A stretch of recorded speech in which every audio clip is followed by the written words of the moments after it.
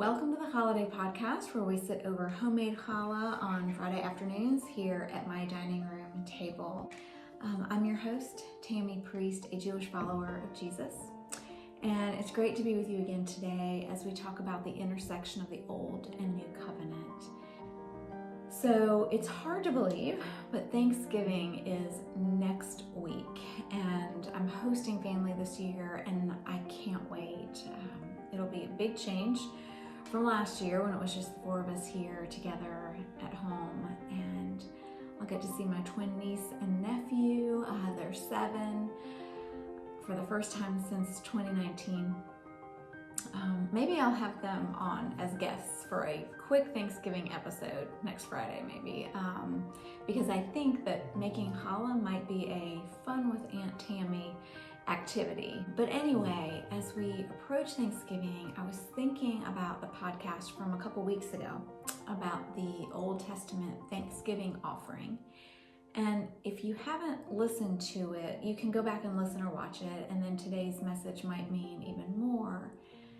But the gist of it is that when people brought their Thanksgiving offerings to the altar in Jerusalem, in addition to the animal sacrifice, God said they needed to bring 4 different kinds of bread, 3 unleavened and 1 leavened. And the Talmud, the ancient Jewish Bible commentary, tells us that people would bring 10 of each kind. So that's 40 loaves and cakes of bread to say thank you to God, plus the meat of the sacrifice. Now, unlike other offerings, these Thanksgiving offerings, didn't just go to the priests. They were shared by the priest who facilitated the offering and the worshipers who brought it. And the understanding was that this gathering of the people and the priest was a sacred meal where God himself was the guest of honor, which I just love. So this week, since we're getting ready for the Thanksgiving holiday, I wanted to share about this other really awesome aspect of this Old Testament Thanksgiving offering. So in the last verse of God's command that we read last week, he said that the offering must be eaten on the day it is offered. He must leave none of it till morning, and that's from Leviticus 7.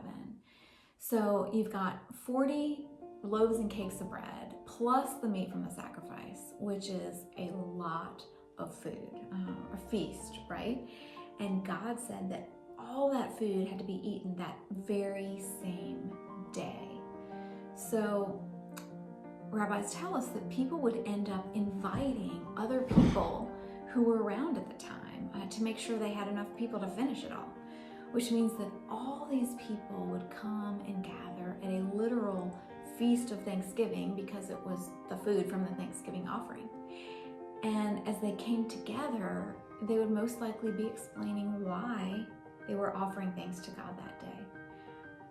So people were sharing physical and spiritual sustenance with others who they may have known well or even not at all, and encouraging them with stories of God's provision and protection, really personal stories of his faithfulness and grace. And I just love this aspect of the Thanksgiving offering because God designed it by telling them they couldn't have any leftovers so that people would offer thanks in community, sharing their own stories or being invited to share in someone else's. And that is what breaking bread is supposed to be about. It's what breaking this bread is supposed to be about, sharing physical and spiritual sustenance with one another, recognizing, like they did back then, that God himself is our honored guest. He loves being at the table with us as we offer thanks.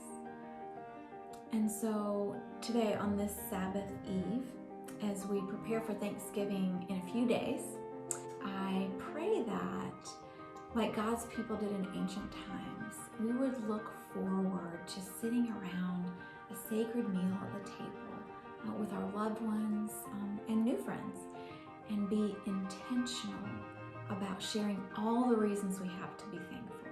Not arguing about all the things people tend to argue about when we come together, but treating it like a sacred meal of Thanksgiving.